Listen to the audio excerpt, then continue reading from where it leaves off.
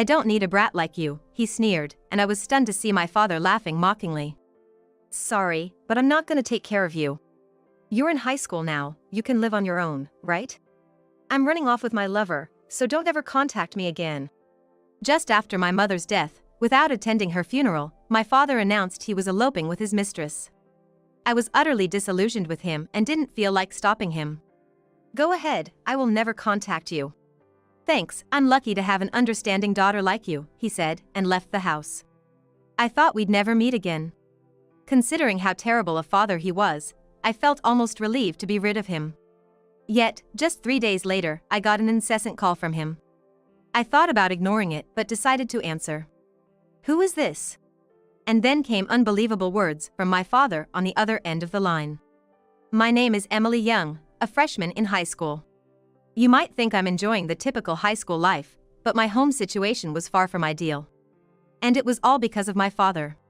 He was a highly educated, elite accountant, often envied by others, but his true nature was far from admirable. He had a habit of looking down on those with less education than him. My mother, who only finished high school, was no exception, and he often despised her. Really, a high school diploma is embarrassing.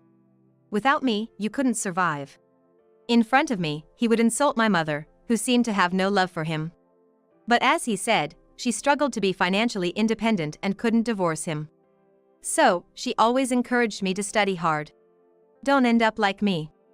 Get a qualification and earn your own living, she'd say, reading me books since I was little. Although my father earned well, he only gave us the bare minimum, so my mother couldn't afford to buy books for me. Therefore, she often took me to the library, where she would read to me. Thanks to that, I got into a prestigious private school. But was my high-achieving father proud of me?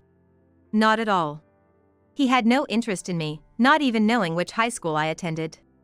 It was because I was a girl. He still harbored archaic views of male superiority and lost interest the moment he knew his child was a girl. He had wanted a son to inherit his accounting firm. But that dream was shattered when my mother gave birth to me. And later became unable to have more children. Since then, he hardly showed any interest in my mother or me. "Damn, I'm such a nice guy to marry an ugly, stupid woman like you," he'd say when drunk, insulting my mother. She would ask him to stop, especially in front of me, but he'd get furious. "What? Talking back to me? Do you realize who's feeding you, you useless woman?" he'd yell, insulting her further, and I couldn't bear to watch, locking myself in my room and covering my ears. His tyranny wasn't limited to verbal abuse, he also had a terrible habit of cheating. Claiming he was busy with work, he often came home late, sometimes not until morning. Gradually, he started coming home reeking of women's perfume, which disgusted me. "Your perfume is too strong," I'd say, pinching my nose. He'd look at me with disdain. "What? You think your nose is too good? Why don't you wear perfume, too? A woman like you can't survive without relying on a man." I deeply hated my father for saying such things to his daughter. But it seemed like he didn't even realize I despised him. "You do take after your mom with that plain face and personality. What's the use of a girl like you studying? You'll just end up a woman with too much pride and no man will come near you." While he constantly insulted my mother for not being educated, he belittled me for being educated, saying it was pointless for a woman to study. I thought this man was truly hopeless. Moreover, he hardly gave us any money, yet he wore expensive brand suits and watches himself. Even his loungewear was stylish, and I couldn't help but wonder about this economic disparity within our own home. When I suggested to my father, "If you have that much money, why don't you buy something for Mom?" he just snorted. "It's my hard-earned money. What's wrong with spending it on myself?" he said, refusing to spend a penny on us. It was only because of my mother that I could get through those days. But then, just as I entered high school, she was diagnosed with breast cancer. By the time we found out, it was too late, and she was given a short time to live. When I learned about it, I broke down and clung to her, crying, "What am I gonna do without you, Mom?" But then, thinking about it, I didn't want to cause her any more worry because of me. From then on, I tried to spend the remaining time with her as happily as possible. "Sorry for troubling you every day, Emily. You have schoolwork, too.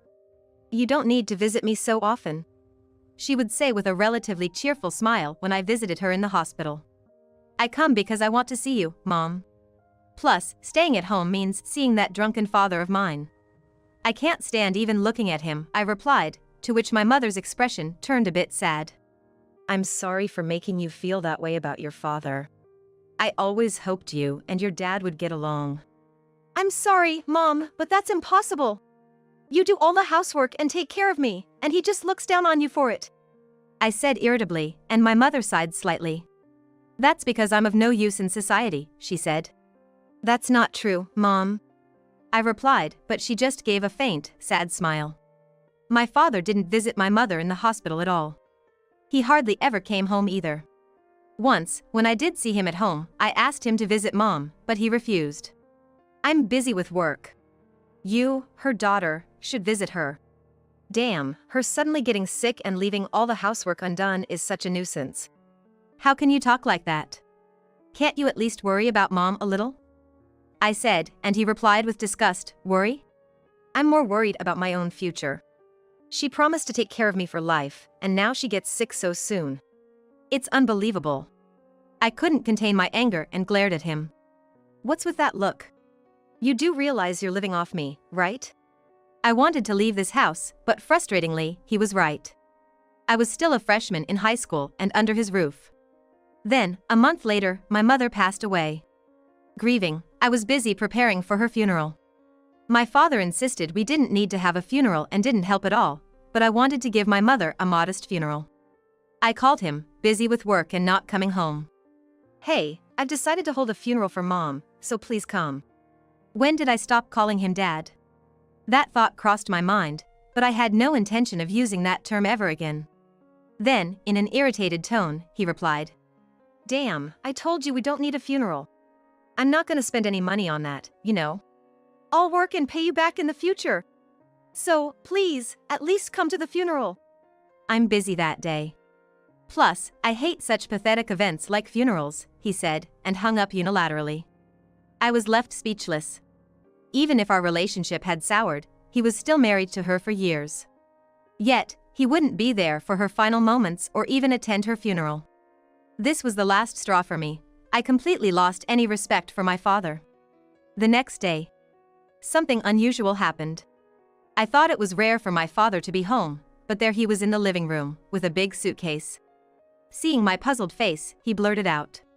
I don't need a brat like you, he sneered, and I was stunned to see my father laughing mockingly. Sorry, but I'm not gonna look after you. You're in high school, you can live on your own, right? I'm eloping with my lover, so don't ever contact me again. Just after my mom's death, without attending her funeral, my father announced his elopement with his mistress. I was utterly disillusioned with him and had no intention of stopping him.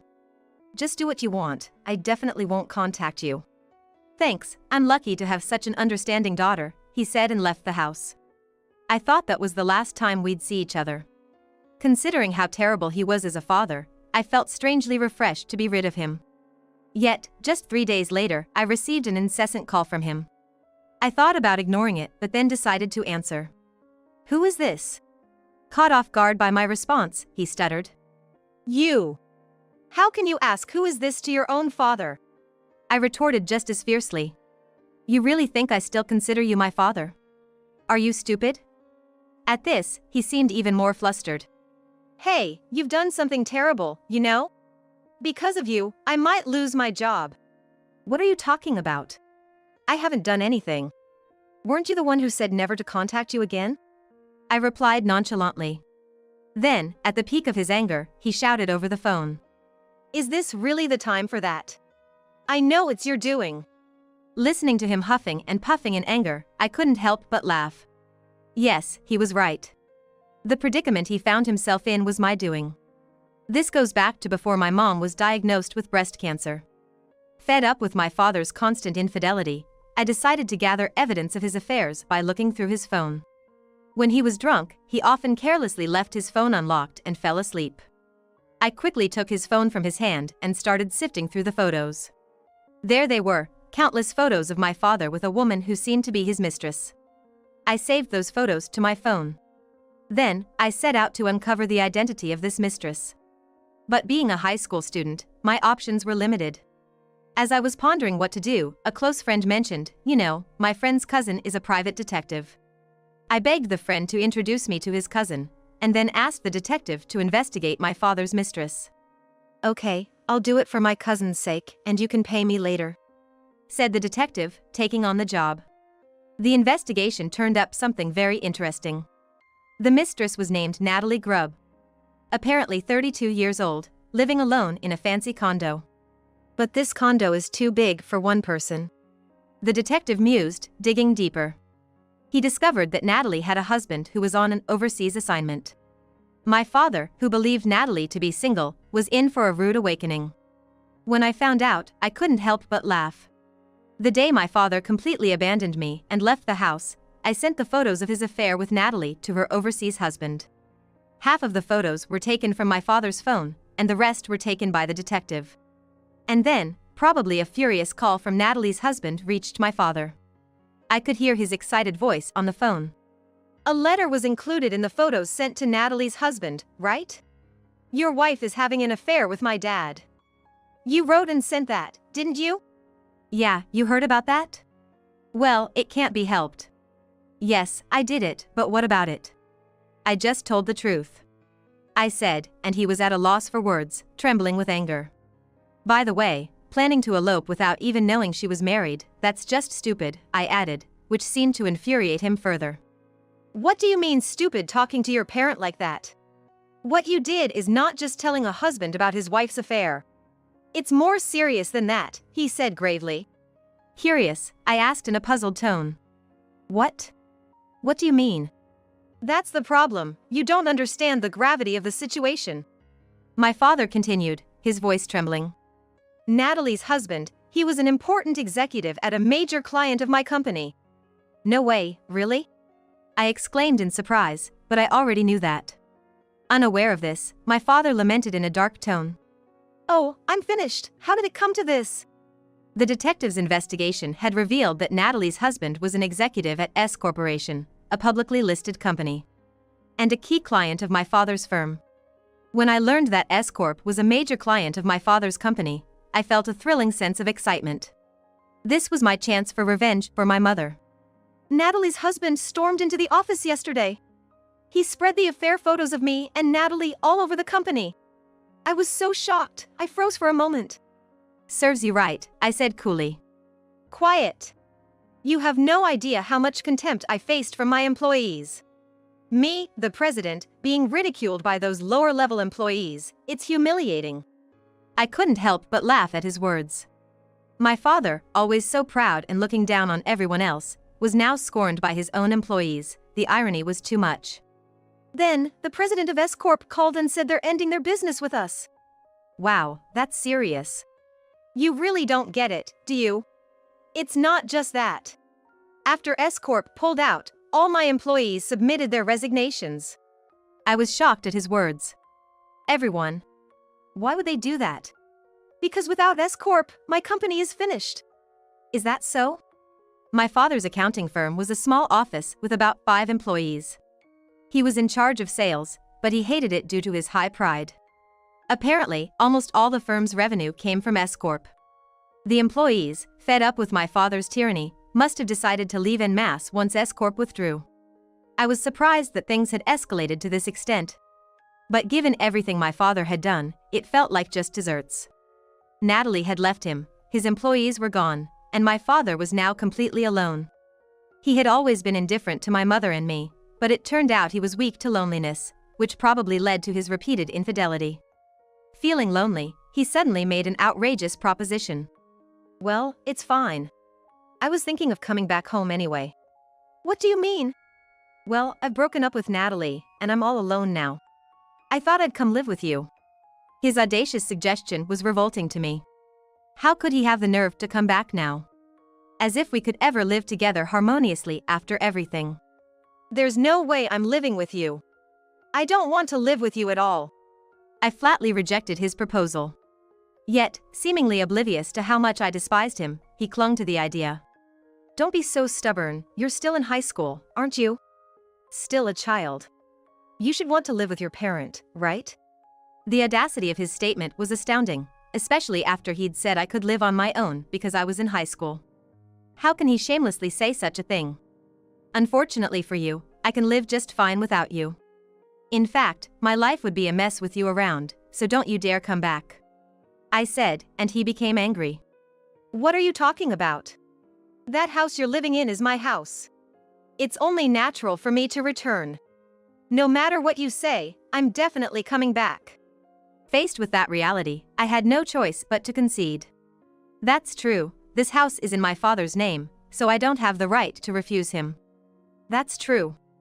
I reluctantly agreed, saying that. Hearing my resigned response, he sounded relieved. Right? So, from now on, let's live together as a family, just you and me. To his cheerful suggestion, I coldly retorted. No, it's fine. I'll be leaving. What? What do you mean? Where are you planning to go? My father asked, surprised by my words. I'm going to my grandparents' house in Nebraska. Living with you? No thanks. It's my mom's parents' place. When I had learned about Natalie being married, I suspected my father would eventually return to this house. So, I had already contacted my maternal grandparents in Nebraska as a precaution. They gladly agreed to take me in. My father's parents, much like him, were selfish and unmanageable, so I barely kept in touch with them. Hearing this, my father sounded troubled. Don't say that. We're the only family we have. I'll change my ways, let's live together, he insisted, but I said. I know what you're up to. You just want me to take care of you, right? You're just worried about being alone and dying alone, I accused him. No, that's not true. Look, you said you want to go to college, right? I'll pay for it. If you don't live with me, I won't pay. Are you okay with that? Faced with his intimidation over the phone, I replied simply. I'm fine with it. What? Don't be so stubborn. Planning to work part-time while attending college?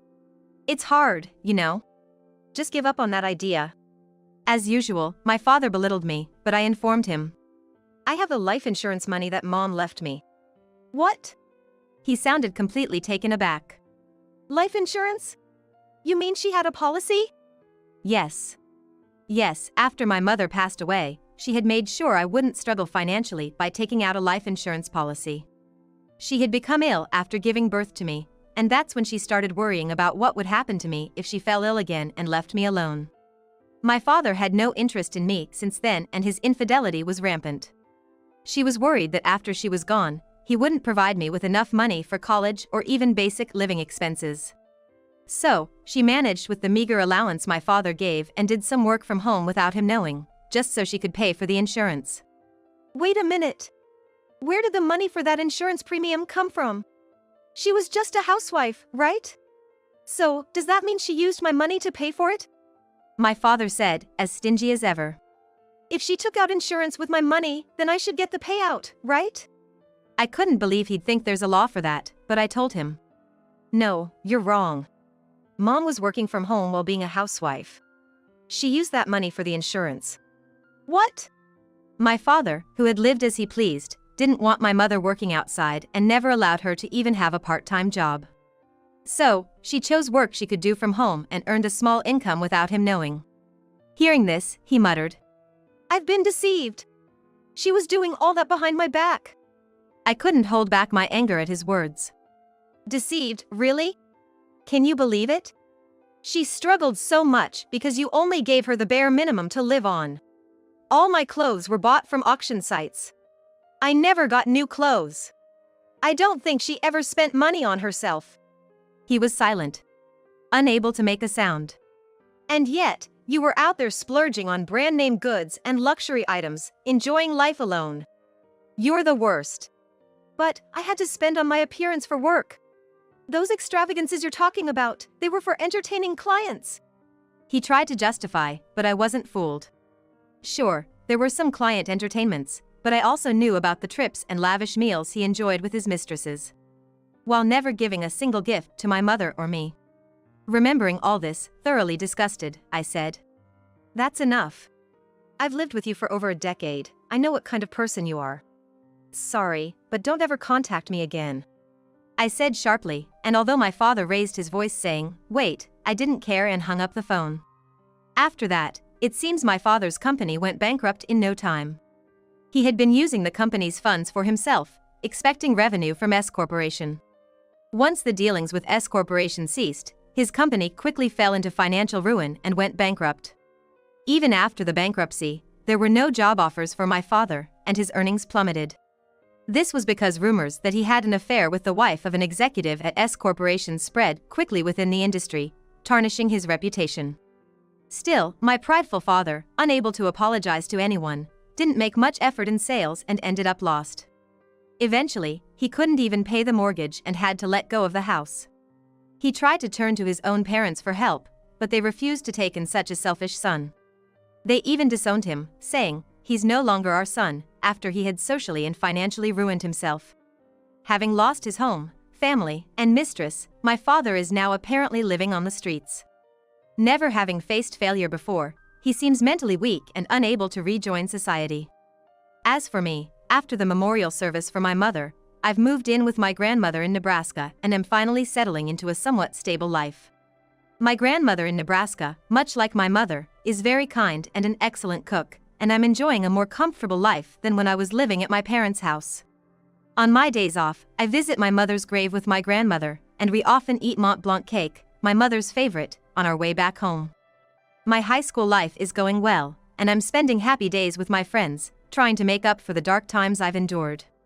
Still, there are days when I miss my mother and end up crying. I thought my grandmother and the others didn't notice, but it seems they did care. One day, to my surprise, she bought a puppy, saying, "I thought it might help ease your loneliness a bit." "Emily, you said you love toy poodles, right?" "Yes, I love them. Having a dog has always been my dream," I replied, and my grandmother smiled warmly.